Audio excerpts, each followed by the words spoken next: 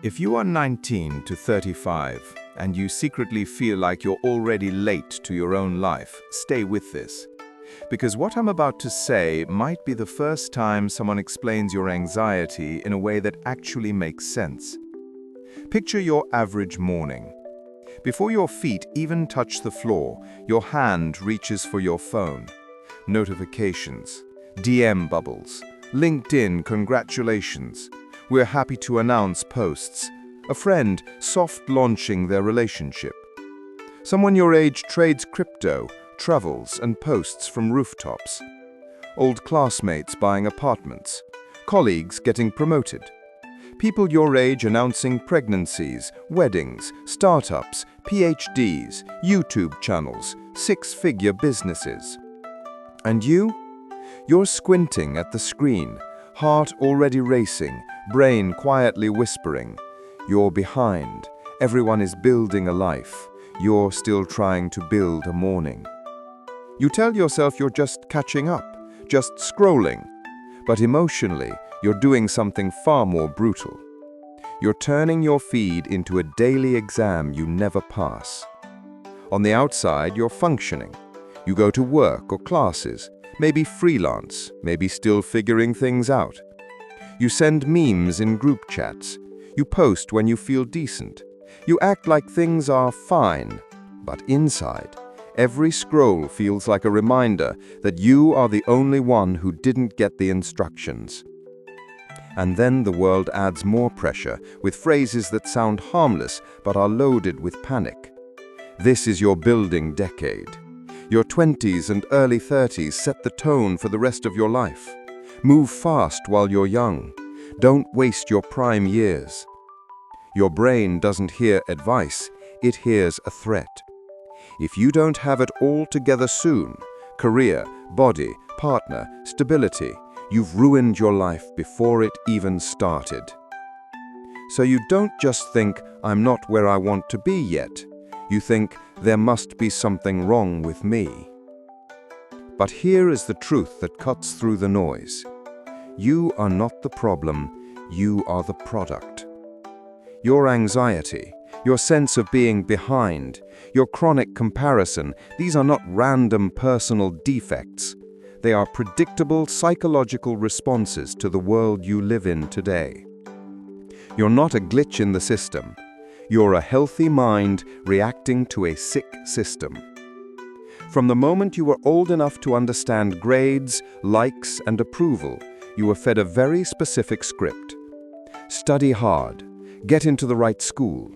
Pick a good career early and stick to it. Graduate quickly. Get a respectable job. Earn enough to move out and live well. Be productive and ambitious. Have a partner, but also work on yourself. Travel, but also save and invest. Exercise, eat clean, meditate, journal, read 8 hours. Be mentally healthy, but also constantly hustling. And hit all of this by 30, 35 max.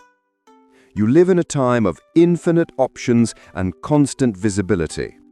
You can see what everyone is doing, everywhere, all the time. Psychologically, that's not freedom, that's torture. Research on perfectionism shows that when people internalize unrealistic expectations, they don't become high-performing machines, they become anxious, self-critical, and often paralyzed. The task is impossible, so your nervous system swings between overdrive and shutdown. You were not given a life plan, you were given a performance contract. Your worth equals your output, your status, your appearance, your age milestones. So when something is off, your job, your relationship status, your bank account, your brain doesn't say, this is one area to adjust. It says, you are failing at life itself. But ask yourself, who benefits from you always feeling like you're not enough yet? Because a person who feels fundamentally behind is a person who will buy more self-help, sign up for more courses, follow more gurus, chase more lifestyles, consume more to try to fix the unfixable feeling of "I'm not there yet." You live inside what Brené Brown calls a never-enough culture. Never smart enough, never successful enough, never stylish enough, never fit enough, never rich enough, never far enough along for your age. This isn't just social pressure, it's a business model. Psychology has a name for part of what's crushing you: social comparison theory. Humans are wired to compare themselves to others. It helped us track our status and survival back when others meant a small community. Now, your comparison pool includes influencers with teams and editors, people with generational wealth, founders backed by investors, content creators who turn their lives into brands, friends and strangers carefully curating their moments. Your ancient brain is using village-era wiring in a global digital stadium.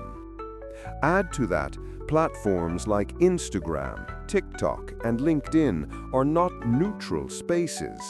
They are attention machines built on deep psychological research. Infinite scroll, For You pages, notifications, algorithmic boosts, these are all designed to keep you hooked by triggering dopamine spikes.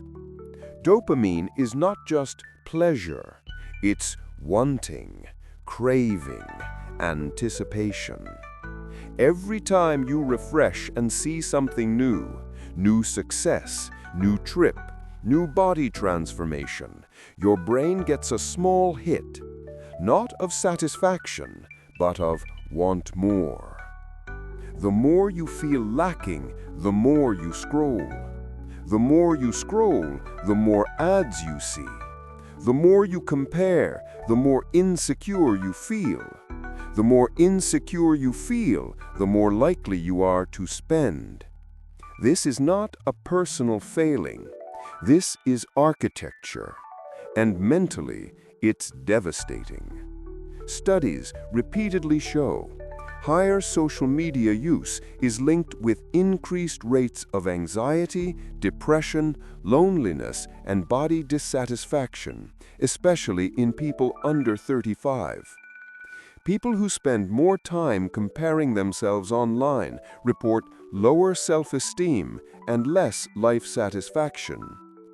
Seeing others' success posts tends to make us underestimate our own progress and overestimate how well everyone else is doing. Your brain is being fed distorted data all day.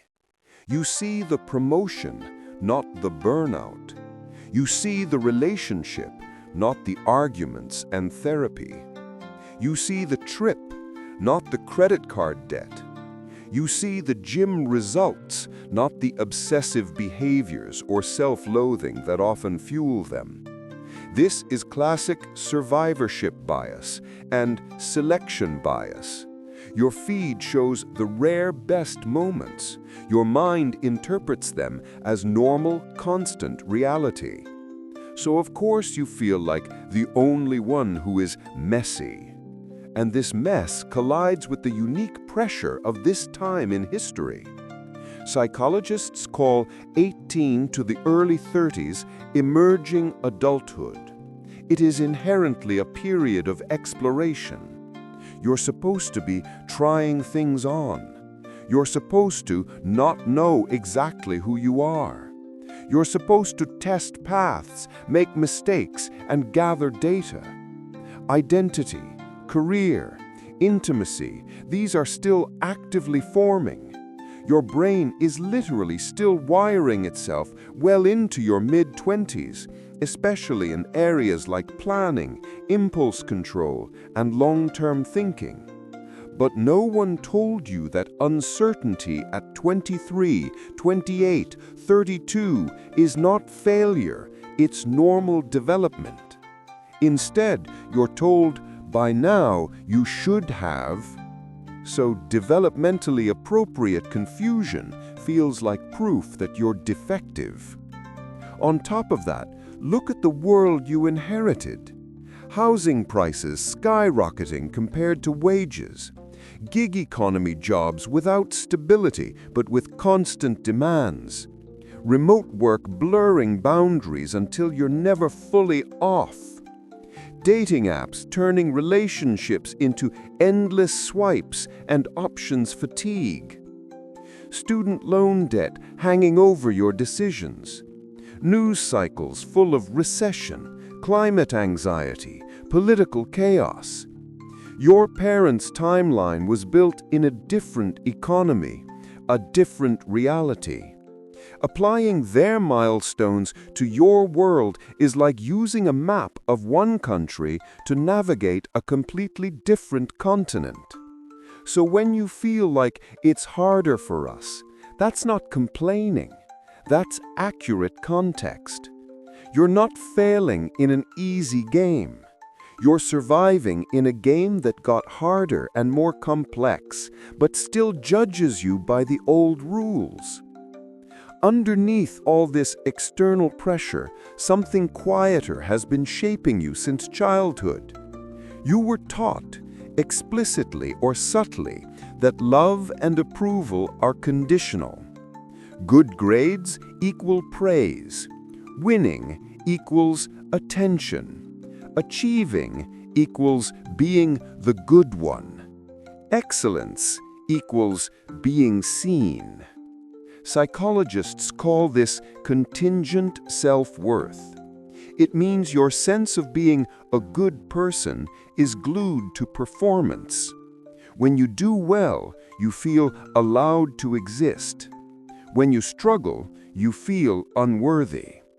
So now, as an adult in today's lifestyle, if your career feels unclear, you don't just think, "I'm searching." You think, "I'm wasting my potential." If your weekends aren't aesthetic and productive, you don't just think, "I rested." You think, "I'm falling behind everyone grinding on LinkedIn."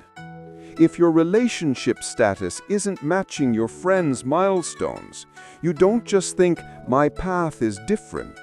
You think, "I'm undesired, broken, not enough."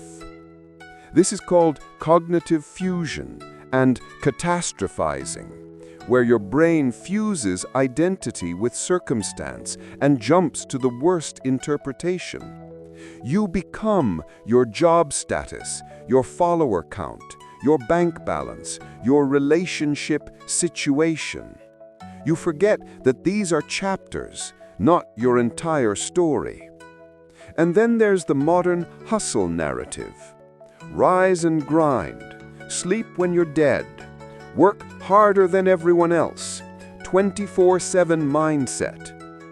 What's never mentioned is that chronic overwork is strongly linked in research to burnout, anxiety disorders, depression, physical health problems, emotional numbness. You are praised for pushing yourself to exhaustion and then judged as weak when your body and mind can't sustain it. So you end up in this loop. Overwork, overcompare, overthink. Crash, shame for crashing, promise to do better. Repeat. No wonder you feel like you're losing. If you really want to break this feeling of always being behind, you cannot just add more hacks, more discipline, more optimization to the same broken system. You have to do something most people around you will never dare to do. You must take your mind back from the comparison machine. You must tear up the script that was handed to you, at least long enough to ask if you ever wanted this story in the first place. That starts with an act that will feel almost radical in today's lifestyle. A comparison detox. Not a cute digital cleanse where you log off for a weekend and then jump right back into the same patterns. A conscious, aggressive interruption of the constant measuring. Because right now, you're not just addicted to your phone, you're addicted to checking where you stand. How do I look compared to them? What have I achieved compared to them? Am I moving fast enough compared to them? This self-surveillance is draining your self-respect in tiny drops. When you step back, even for a period, from feeds that constantly show you everyone's highlight reel, brain science says your stress system starts to calm. Your baseline anxiety reduces. Your internal voice becomes audible again beneath the noise. In that quieter internal space, something powerful happens. For the first time in a long time, you can ask, what do I want if no one is watching? This is where psychology meets something deeper. There's a theory called self-determination theory. It says that true well-being comes when 3 needs are met. Autonomy, you feel like you are actually choosing your life. Competence, you feel like you are growing in things that matter to you. And relatedness, you feel seen and connected by real people, not just digital spectators. Notice the gap between this and your current reality. If most of your choices are driven by what will look good at this age or what will people think, then autonomy is weak. If you're chasing 10 different improvements at once because the internet tells you to, you never feel any real competence, just inadequacy. If your connections are mostly chat bubbles and half attention scrolling, your relatedness hunger stays unsatisfied. No wonder something inside you hurts. So ask yourself, gently but honestly, if I stopped living like my life was a public performance, if I stopped trying to win at an invisible scoreboard, what actually matters to me? Maybe success for you is not a high-status job in a glass building, but work that lets you be creative without destroying your mental health. Maybe success is not owning property by 30, but not dreading Monday mornings. Maybe success is not being married by a certain age, but having relationships where you are safe to be fully yourself. Maybe success is not being constantly productive, but having the capacity to enjoy your own existence. When you peel away the shoulds and by now I must, deeper values start to reveal themselves. Peace over constant tuving, depth over display, presence over performance, inner alignment over outer applause. Psychological studies show that when people pursue intrinsic goals, growth, connection, contribution, instead of purely extrinsic goals, status, image, wealth for validation, they report more life satisfaction, better mental health, and more resilience. In other words, you start to feel less like you're chasing something you can never catch, and more like you're actually living. But even when you define what truly matters to you, there is something you will still trip over again and again. The fear of wasting time, the terror of failing too late. You've been programmed to believe that 19 to 35 is your one shot to get it all right. That if you don't nail your career, your partner, your self-development by then, you'll be forever stuck. This is simply not how human lives work. Career research shows that people often change paths multiple times before settling into something that fits, and many only find truly aligned work in their 30s and 40s. Relationship studies show that emotional maturity, communication skills, and security often develop later than the movies suggest. Neuroscience shows your brain remains plastic. You can form new patterns, heal, and grow long after 35. Yet you live as if one wrong choice at 27 will doom the next 50 years. So you freeze. You don't apply for things you're interested in, because what if you fail and confirm your worst fears? You stay in jobs or degrees you hate, because what if changing paths makes you look like you wasted time? You cling to relationships that are wrong for you, Because what if you end up alone and too old? This is not laziness. This is fear of failure plus a fixed mindset, the belief that failure is a permanent verdict on who you are. But when researchers study people who end up fulfilled, a very different pattern shows up. Their 20s and early 30s are not a straight line of smart decisions. They are full of experiments, trying careers that don't fit, learning what drains and what energizes, falling in love and getting hurt, understanding their patterns, taking risks that sometimes flop, gaining resilience and clarity. Failure in this context is not evidence that I'm behind. Failure is information. I thought this would make me happy. It didn't. Now I know more than before. Every time something doesn't work, you narrow the gap between the life that looks good on paper and the life that actually feels good when you live it. The truly dangerous thing is not taking the wrong job at 26. The truly dangerous thing is living so scared of failing that you never honestly experiment at all, and one day realize you built a life that was never yours. Here's another psychological twist. Studies show humans consistently underestimate how much they will change over the next 10 years. You look at your current interests, identity, habits, and think, this is basically me forever. It's not. The person you are at 19 is different from 25, from 30, from 35. Your priorities shift, your values deepen, your capacity expands. You are in motion. Your story is not fixed.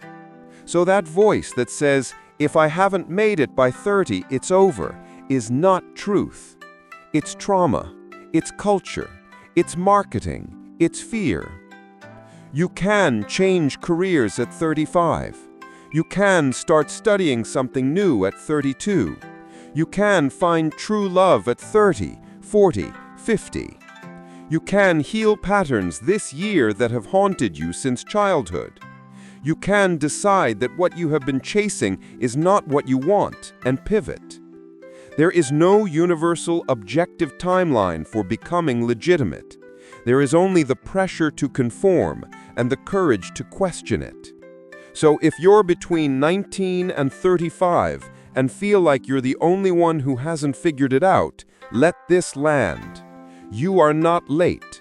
You are early in your understanding of what actually matters. The anxiety, the comparison, the self-doubt, they are not signs that you are failing. They are signs that some deep, honest part of you is refusing to go fully numb and compliant. That part of you that aches when you scroll. The part that hurts when you compare. That is the part of you that knows, I was not born just to tick boxes by certain ages. I was not born to live as content for other people's feeds. I was not born to be a statistic on someone else's success graph. You were not meant to win at a game that leaves you empty when you cross the finish line. You were meant to build a life that makes sense from the inside, even if it looks slower, stranger, quieter, or less impressive from the outside. You are not behind. You are in process. And for the first time, you have the chance not just to catch up to a script you never chose, but to step off that script entirely. And for the first time, you have the chance not just to catch up to a script you never chose, but to step off that script entirely and write something real. This is your real building decade, not of a resume, but of a foundation that won't collapse when the algorithms change or the applause fades. This new foundation is built on questions, not answers. It's built in the quiet moments you steal back from the noise. It begins the first time you choose what you actually need over what you've been told to want. So what do you build when you're no longer building for an audience? You build clarity, which is not the same as certainty. Clarity is knowing that a peaceful morning is a worthy achievement. It's understanding that your value is not depleted by a failed project or a silent phone. It's the slow, steady work of learning to distinguish the whisper of your own intuition from the roar of the world's expectations. You build resilience, which is not the same as relentless hustle. Resilience is the capacity to bend without breaking. It's giving yourself permission to rest without labeling it laziness. It's the strength that comes from admitting you're lost, so you can finally look at a map that actually reflects your terrain. It's treating your failures as data, not destiny. You build connection, which is not the same as a follower count. It's the courage to be the first one to say, "I'm not okay," in a group chat, and discovering that you've given others permission to be human too. It's looking up from your screen and into the eyes of the person across from you fully, without mentally composing a caption for the moment. This is not a softer path. It is a more courageous one. It takes guts to disappoint other people's expectations for the sake of your own integrity. It's terrifying to admit, "I don't know what I'm doing," and to treat that not as a confession of failure, but as a declaration of freedom. The path of authenticity is often lonely at first, because you're leaving the crowded, well-marked highway for a trail you have to blaze yourself. But this is where you find your people, the ones who are also building from the inside out. You will recognize them not by their titles or their possessions, but by the calm in their presence and the light in their eyes. They are the ones who are curious, not critical, who ask, "What lights you up?" instead of, "What do you do?" This system you were born into thrives on your sense of lack. It profits from your perpetual becoming. But you have within you the power to shift from a state of perpetual becoming to a state of profound being. Being here, in your life as it is right now. Not as a placeholder for the life you're supposed to want, but as the only life you're guaranteed. This doesn't mean you stop striving or dreaming. It means your dreams become yours again. You stop climbing a ladder just because it was placed in front of you, and you start building a structure that has room for your joy, your grief, your creativity, your rest, your humanity. You were not put on this earth to be the best version of someone else's life. Your only job is to honor the quiet, persistent tug of your own, to listen to that part of you that hurts when you compare, not as a flaw, but as your internal compass screaming to be recalibrated. It is pointing you toward your true north. So take a breath. The race you think you're losing was never yours to run. The world is full of people who reached the finish line only to find they'd run the wrong race. You are not behind. You are awake, and that is the only head start you will ever need. Your life is not a performance to be reviewed. It is a story to be lived.